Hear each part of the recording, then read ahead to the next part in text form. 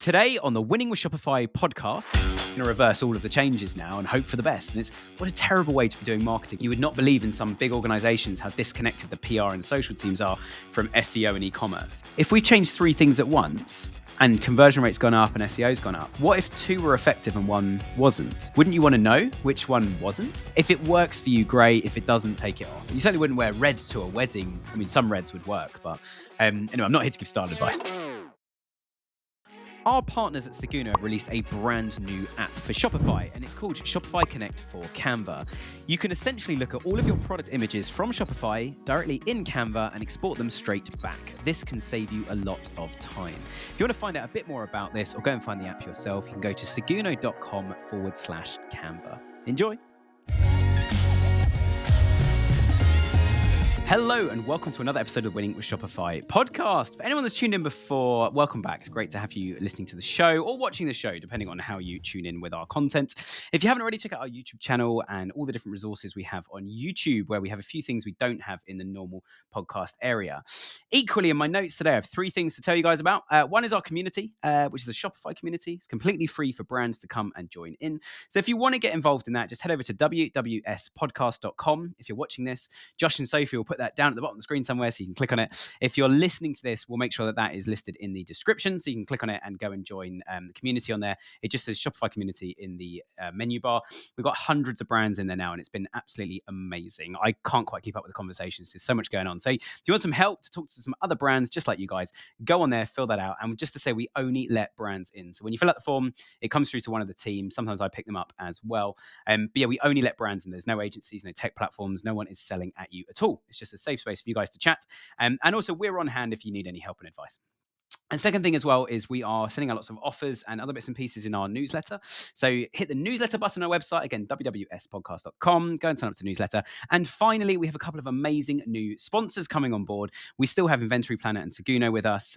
Affluencer is still around as well. And we've got two new amazing sponsors that you'll probably hear from in the next few weeks. We've very, very carefully chosen these guys, and we've actually turned away quite a few other sponsors over the last few months that wanted to sponsor, but we thought we don't really like the tech, we don't trust it, we don't believe it, we don't think it's the right thing for you guys. So I'm really excited to introduce those guys at some point. Today, though, I had a sudden realization that we haven't spoken about SEO much, even though that half of my agency behind us here do SEO. So obviously, if you need any SEO and PPC help, reach out to us. We're always available. But we're going to talk today. I'm going to share some things that have been going on with some of our clients. The title I've got, which is written here, is all about CRO and SEO. And we probably came up with something much more fancy you would have seen in the actual episode title. But I'm going to talk about 5 things. This is the kind of synopsis I've put together for this. 5 things for you to consider when optimizing for both SEO and CRO together. So just in a nutshell, SEO is search engine optimization, so your organic rankings on Google, and CRO is conversion rate optimization, which is something we are doing more and more of. And we have some clients now where we just do CRO. If you're not running A/B tests and you're not trying to increase your conversion rate on the website, you are completely missing a trick. I've been in this industry for 18 years. In fact, it'll be 18 years in June 2025. So if you listen to this after that, it's been 18 years now, which you probably don't care. But that's a big milestone for me, which I'm quite excited about. And over that time, I have found that so many brands are spending way too much time, money, energy, and putting too much attention on their paid channels to acquire new customers. Don't get me wrong, we run paid advertising, we acquire new customers, and we do all of that. You're just missing a trick, though, with when they arrive on the site to get that conversion rate. Another area we're not going to talk about today is email lifetime value. We're just not talking about it because we can't cover every single topic of every single part of Shopify every single week. But that is another area that brands really, really do neglect. If you look at the money you invest and the time you spend as a team on things, you'll find a majority of it is over on customer acquisition. And the problem with that is if you're acquiring customers that then don't buy a second time, you have to continually pay to get more customers in. So we're going to talk about how SEO can be improved and benefited by CRO and vice versa. One of the other things that led to me choosing this topic for today, just before we crack onto the first point, another issue I found, and we seem to bridge that gap in my agency spec when we come in, is one of the first things we ask people on day one of onboarding is, what are all your other agencies? What are your internal teams? Who's who? And we get the same response when we ask the next question, which is, how much do you guys all talk to each other? And it's often very, very little. You would not believe in some big organizations how disconnected the PR and social teams are from SEO and eCommerce. And the problem with that is SEO and e-commerce need that brand awareness to be done, but also the guys doing the brand awareness could probably sell a lot more products if they did it in tandem with those other teams.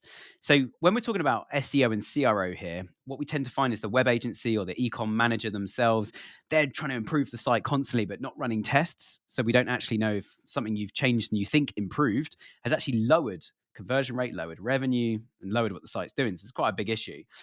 Plus, we then find that people are making lots of SEO changes going, oh, we'll write longer descriptions to get higher rankings. There's nothing wrong with that. And I'm going to talk about that a little bit later as well. There's nothing wrong with doing that. But if you're just doing that for SEO, what happens if you lose conversion along the way? And actually, you then find that all channels are dropping and suffering, but SEO looks fantastic because it's growing. Well, you've created a problem for everybody else, which is why integrated marketing is quite a well-known term, and having an integrated marketing strategy, but it's so important. And so I'm going to emphasize that by two particular channels that you don't often find in the same conversation, which is SEO and CRO. So SEO is the organic listings, CRO is conversion rate optimization. And when we talk about conversion rate optimization, just final caveat before I jump into point one is we're not just talking about that one metric, which is conversion rate. We're talking about making more money. That is the most important part of this. And you can say that about SEO as well. We're trying to make more money from search engines by doing SEO. CRO, we're trying to make more money from the people arriving on our site, and conversion is one of the obvious ways to do it. So the industry as a whole has naturally grabbed onto that term, conversion rate optimization, but we could equally call this revenue optimization. And we've even run tests for clients, which have been incredibly successful. The conversion rates dropped. Yes, a successful test where the conversion rates dropped. What's happened is the average order value has increased. So now we're getting slightly less orders per 100 or per 1,000 people that land on the website, which means the conversion rate metric has actually dropped, but the average order value has gone up so much, we're now making more revenue per user. And again, if you look at those paid channels, the revenue per user relates directly to cost per click. So you pay Google, say, $1 for a click, and if the average revenue per user on the website is anything less than $3, well, you're losing money because you need to make a 3-to-1 ROI to break even if those are your metrics. So let's talk about 5 things that you should consider when you're optimizing for both SEO and CRO together. And if you're not doing them together, give us a call. Like, you should be absolutely doing this. So point number 1, when we roll out SEO changes, and I will be completely transparent and say we do quite often forget to do this ourselves, but the theory today that I want to share, and what we're doing more and more of, and everyone should be doing more of, is actually running an A/B test on some of the more content related changes to SEO. So as an example, say you go on a collection page and you've got your H1 and then a list of products and then the footer. That is, based on my experience, 99% of the time, not 100, but 99% of the time, that's not a very good or well optimized collection. What you really want is a description to welcome people. Because if you do your SEO well, they're going to land on that collection. There's going to be a description at the top. You might have some FAQs somewhere. You might have some buttons saying, these are some other collections you could go to. You might have a button saying, here's our buying guide. So say you were looking at cotton fitted bed sheets as a completely random example. Cotton fitted bed sheets. You might have a buying guide, how to buy the right sheets for your bed, and how to get the right size, or what type of cotton do you want, or what tog of duvet would you like to go with your bed. So buying guides are quite good. Does it work better if you have an image on there and we optimize the image for SEO, and then the image could come up when someone's searching for cotton fitted bed sheets? Do we want to have within that description links going out to other places? Do you want to have most of that description hidden? Do you want a read more button to expand it? Do you want the whole thing visible? The problem sometimes with SEO is we go, well, content is king in SEO, which is a phrase you'll hear a lot. So we roll out all these SEO changes and put all this extra content on there. We don't actually know if A, conversion rate has dropped in the process, or average order values dropped, or revenues dropped overall, but the volume's higher because we've pleased the search engine gods. And B, and this one's really, really important actually, B, if we change 3 things at once and conversion rate's gone up and SEO's gone up, what if 2 were effective and 1 wasn't? Wouldn't you want to know which one wasn't? And obviously running an A/B test where you got 2 versions of that page and people see a version each, and we use quite a few apps for this as well. In fact, one of our sponsors might actually be a CRO testing tool app, which we're talking to. We're trying to get them involved because it's a lovely piece of tech that we love using. But certainly with those A/B tests, you can go, all right, when we added that big description at the top of the collection, it lowered revenue. But when we added buttons at the top to say you're currently looking at fitted cotton bed sheets, and actually then buttons going into like, do you want single, double, king size, queen size, etc., and go through the different sizes, when we added those buttons, conversion rate went up. So actually we've learned that we still want the description for SEO, but putting it at the top of the page is lowered conversion. So we're going to put it at the bottom.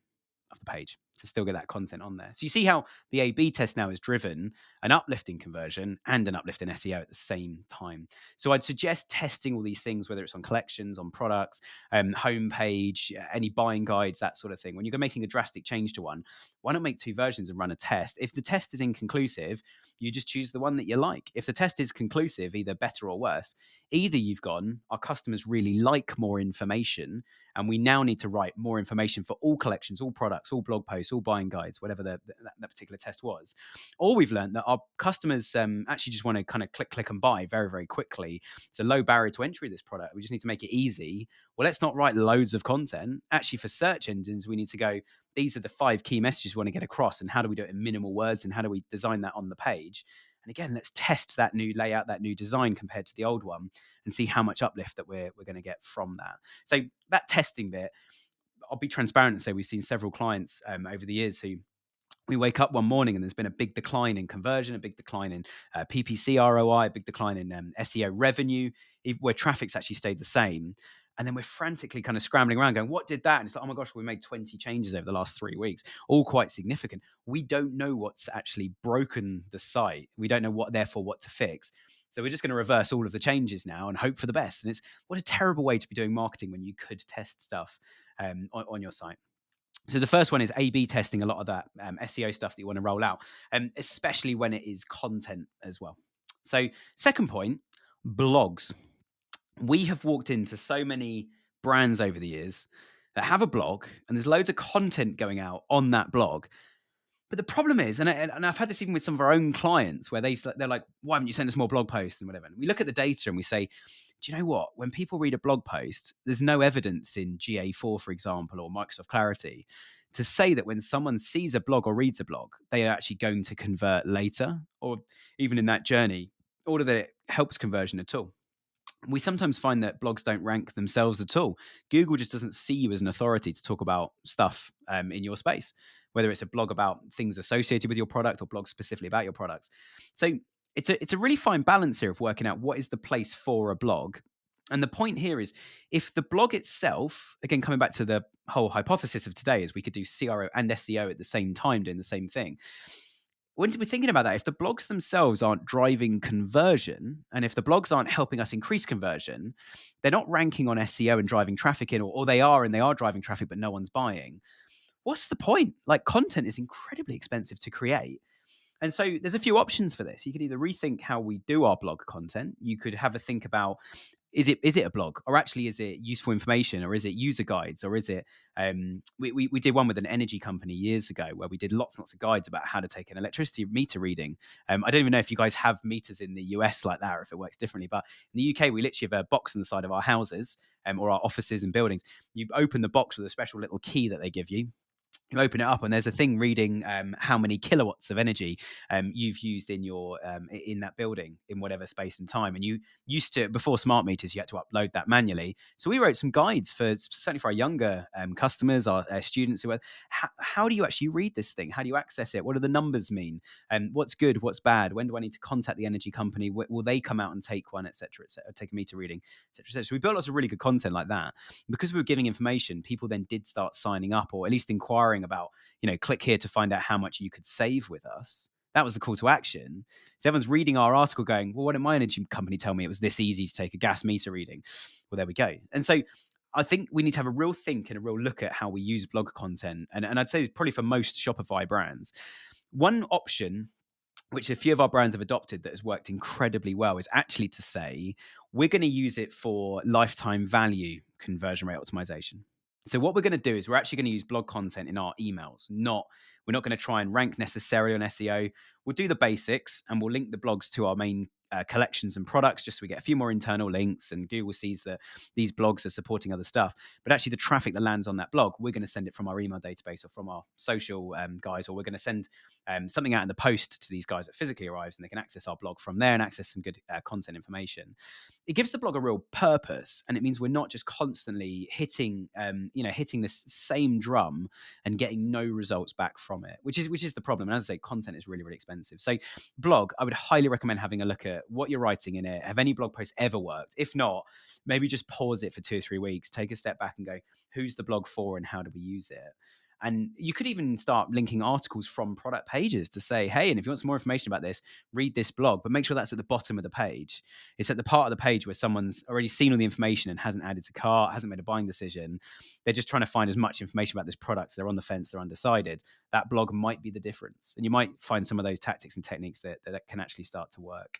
The other thing one brand did, and it worked really effectively for them, but won't work for most people, is when you're reading a blog post, once you get about a paragraph and a half down, the actual text would fade to white, and there'd be a box saying, sign up to our newsletters or give us your email address, and you can read the rest of this blog. So they actually use the blogs for email capture, and because the people that we then got on the onto email within that segmentation purchase later, we actually could target those blogs as landing pages for PPC. So we tend to find in SEO, it's always like, well, we've got to have a blog, we've got to write blog posts. We actually say no. And it's quite a relief when we say it to clients. They're like, oh, I'm glad somebody's finally said we don't have to keep writing these articles and chucking them out into the ether. So I hope that helps with blogs. It doesn't work for everybody. And there's a lot of depends I could put into what I'm saying today. So if you want to have a look at the blog, then obviously reach out and we can give you guys a bit of advice on that. Do you ever find that in your warehouse you have dead stock? You can't sell it, no one wants to buy it, and you can't get a refund on it? Or alternatively, you're missing inventory in your warehouse that you need. You've got sales coming in and you're low on stock and you haven't ordered more stock in time. All these things hit profit. And I've been there. I've run my own Shopify store and had exactly that problem. But we've partnered it up with Inventory Planner, who have the most incredible app to help you manage that and forecast exactly what products, what SKUs, even down to what color of product you need to order in advance to make sure stock levels remain consistent throughout. They're also running a 7-day boot camp. And if you want to go and sign up to that, it's 7 emails over 7 days. And it takes the same amount of time as your morning coffee. And in 7 days, like me, you can become an inventory management pro. Both links are in the description. Enjoy. Use CRO, this is number 3, use CRO data and tests to determine the navigation on your website. I'll give you a quick case study on this. So we were doing SEO for a dress company and sell lots and lots of women's dresses. And they're in the UK, so all across the UK. And we looked at the dresses and they were amazing products. They all had different materials, colors, sizes, all this kind of stuff. And we had a bit of a conversation with the client to say, when we look at your navigation on your website, it's like shop our red dresses, because they sold more reds than any other color. So shop our red dresses. The next one along, though, was not blue or black or another color, which is what you might expect. It was red dresses. The next one was then wedding guest dresses. That feels a bit off. You certainly wouldn't wear red to a wedding. I mean, some reds would work, but anyway, I'm not here to give style advice. But it wasn't a color; it was a wedding guest dresses. Then the next one along was like another occasion. So that's an occasion. So we've got color and occasion. The next one was like another occasion. Then they had another one that was talked about like sequin dresses, because there had lots of dresses that were covered in sequins. And we look at that and we sort of said, guys, you do realize there's loads of traffic for red dresses, but it's only 5 or 10% of your product range. You've got lots of other colors. And we realized actually these dresses, we could kind of like almost, I don't know if you're watching this, but like I'm got my fingers up in a sort of a 4-way grid. You've almost got like color, material, occasion, size. You can basically split stuff up into different buckets. And then you look at the navigation of the site and you think to yourself, how on earth are we going to fit all of this into the nav? Like it's a lot of stuff to put in here, but from an SEO point of view, we obviously want all of these things. We want to rank well for colors, for materials, for occasions, for everything. There's a lot to do here. So what we did in the end is we did a load of keyword research, and we looked at we added up the totals of all of those keywords in terms of their search volumes in the UK on Google, and we basically came to a conclusion and tried to work out that if we had colors left to right across the top as the main things, we had this much traffic available to us. And if we did it by material, it would be this. If we did it by occasion, it would be this, etc., etc. So we went down the route of choosing the biggest one.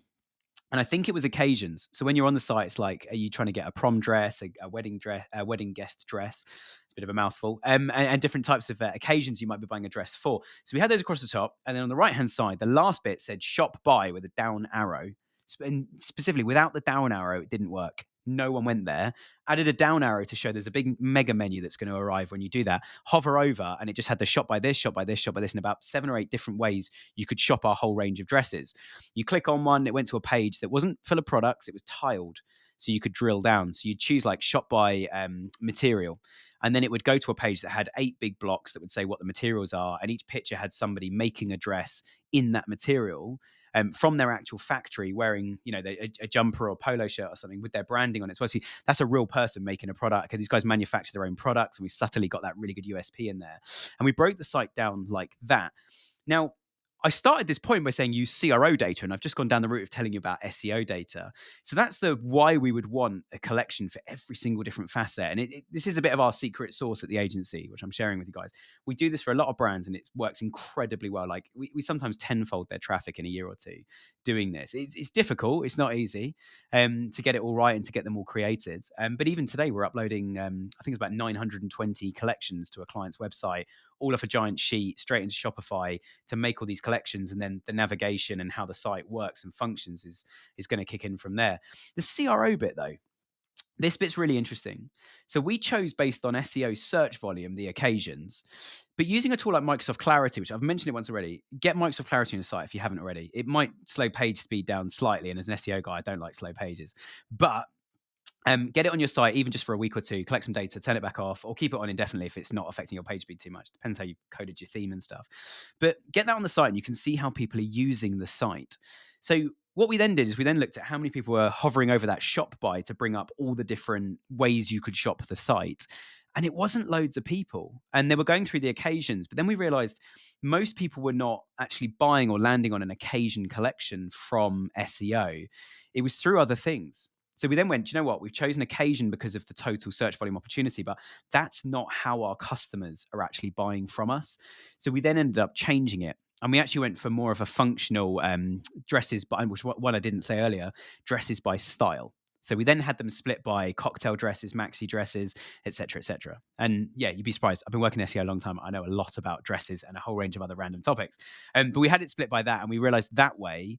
And then we had it split by those, and then we had one drop down that was like collections, it was called, and under collections was what we had called it. So this was like our spring summer range. This is our we had an ocean themed range, I forget the name of it, but it was on there as well, probably called like the Cornwall range or something. So we had a few things under the collection, so you could shop more of a holistic kind of us pushing brand and making it a bit more entertaining for you way of shopping, with some really cool colored collections as well when you landed on them, very themed around like the beach. You see, most people shopped by, I want a prom dress. I want a maxi dress. I want a cocktail dress, etc. That worked for us. We were quite functional with the way we presented the dresses. We had one drop down for collections, one for shop by. And what we did is we made the collections in shop by a slightly different color. We now found that the people using our menu went up significantly. I can't remember the numbers, but I remember it being significant. And they were like, we need to just lock this menu and never touch it ever again. Obviously, to evolve it a bit, but it works so well. Having the other two in a different color meant that some people would start their journey one way, then they go down another way, then they go down another way. And this is all a prediction, what I'm about to say, but we predicted that previously because it wasn't obvious. Even there was a shop by drop down, we predicted that if people couldn't find it through the main set of collections, they would actually go off to another website to go and find something, or they just go on Google and search again, and they might still end up on our website on one of those collections, but felt like a dead, or we call it orphaned collection, a collection you can't link to or get to, even though you could. So by making them more obvious, the usability of the site was fantastic. And because more people were landing on the site and purchasing products, that alone, Google started lifting up our rankings. We were a fantastic option to be ranked on Google. So I appreciate I'm saying a lot here, but using that CRO data of how people navigate the site, coupled with what the SEO opportunity is, and you probably won't get it right first time. So make a big change to it, see what happens, and analyze that data, and then change it again. Number 4 out of 5. This one, Sabir was on the show a few weeks ago. I've had, I think, more emails about Sabir's episode than I've had from any others in a long time. So if you didn't hear Sabir's episode, go and check it out. Sabir, I haven't got the number written in front of me, but he's helped a ton of brands grow. I think it was in either the first 3 months of the first year, they'd grown significantly, like 100 and something % on average last year in 2024. So go and catch his episode if you haven't. Obviously, out of respect, finish this episode first because this is my episode. No, you can go and listen to it. It's absolutely fine. I feature on both. But page speed is something he spoke about so much. Page speed kills conversion. He said the number one thing they do as soon as they come into any Shopify brand is we've got to improve that page speed. So we've got to trim back some apps and that sort of thing. We did it with a client recently, and this is where you can use CRO to help with page speed.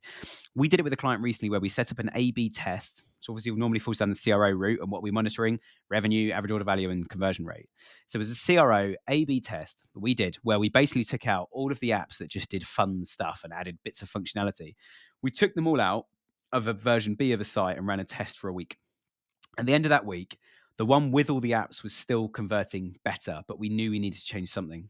So week 2, and they had enough traffic to do it weekly. Sometimes if your traffic levels aren't quite high enough, You probably need 50,000 to 100,000 people to hit the site to conclude a test, I would say, at bare minimum. Ideally more, but at bare minimum. So to do that, we then week 2, because they had enough traffic, week 2, we then just took one app out and compared the conversion rate. Week 3, we put that app back in, and then we compared the next one and did another test. And we realized exactly which apps were increasing conversion, which apps were decreasing conversion. I've seen some of your sites, guys. You guys reach out to me all the time. Some of you have that wheel of fortune that spins and you get a discount. Like, if it works for you, great. If it doesn't, take it off. A lot of the time that doesn't work, but sometimes it does. Run an A/B test. Have it on one version of your theme. Don't have it on another. You can even use apps in Shopify now to run tests where you've got two templates for your collections, and you just allocate half your collections to template A and half to template B. Or you can use a tool, a paid app within Shopify, and use a tool to actually split it automatically between template A, template B, or theme A, theme B. That's what we tend to do with our clients, because that app, the real thing you get your money's worth from the app is it gives you results in a real-time basis.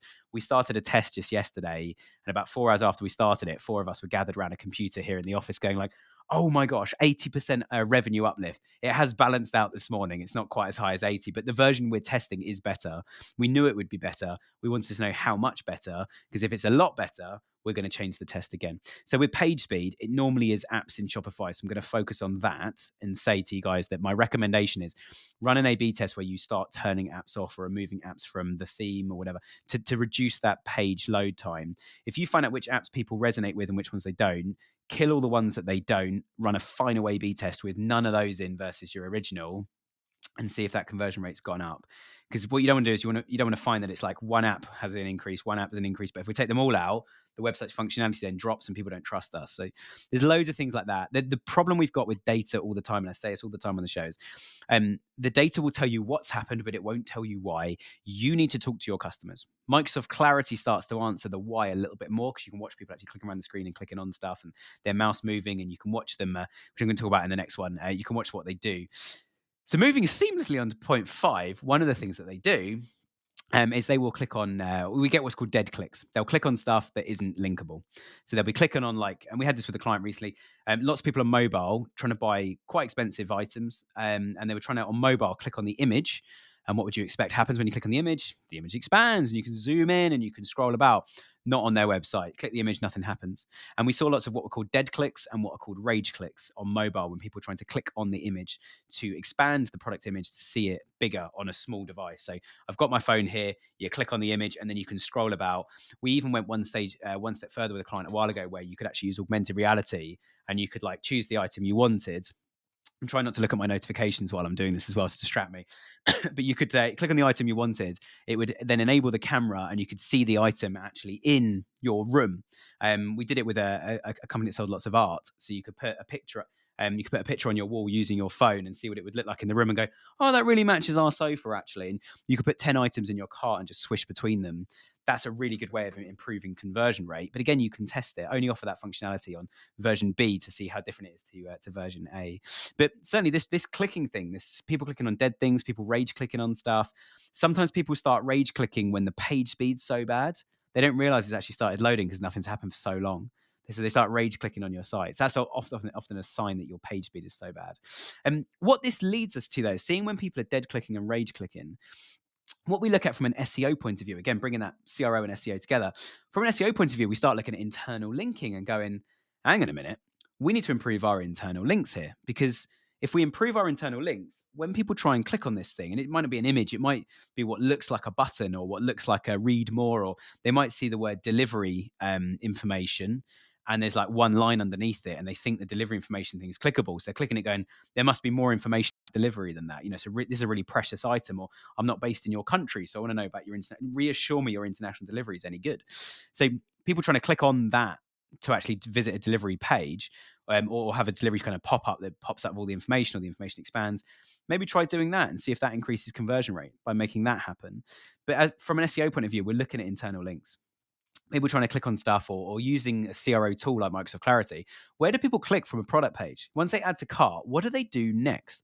So you could filter the whole of Microsoft Clarity by just people that have added to cart, and then go and watch some of those videos and go, okay, when this person's added to cart, they go back, they click on the logo and start their journey again at the homepage and start finding the next thing.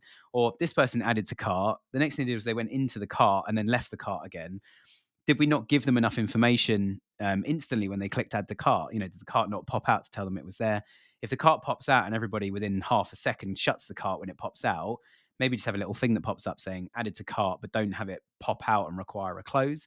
There's all these little things you can do, which again, from an SEO point of view, we're looking at where people are clicking on buying guides, or you probably, and this is one of the things massively to look at from an SEO point of view, you've probably got links all over your site to your buying guides, blog posts, and other stuff.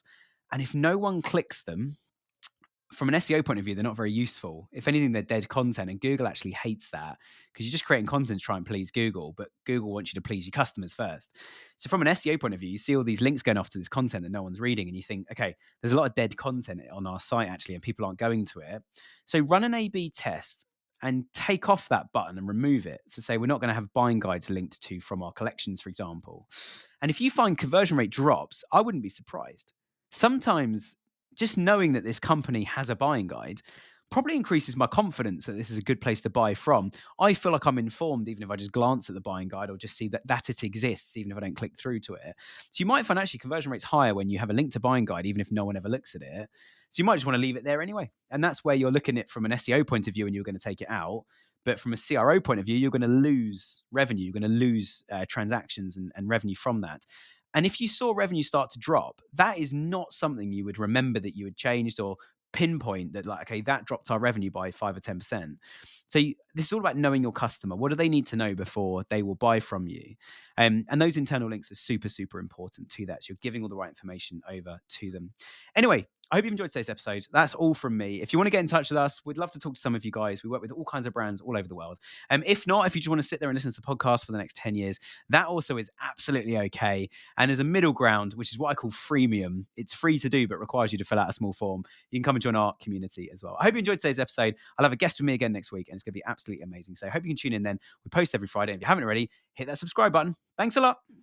Our partners at Seguno have released a brand new app for Shopify, and it's called Shopify Connect for Canva. You can essentially look at all of your product images from Shopify directly in Canva and export them straight back. This can save you a lot of time. If you want to find out a bit more about this or go and find the app yourself, you can go to seguno.com/Canva. Enjoy.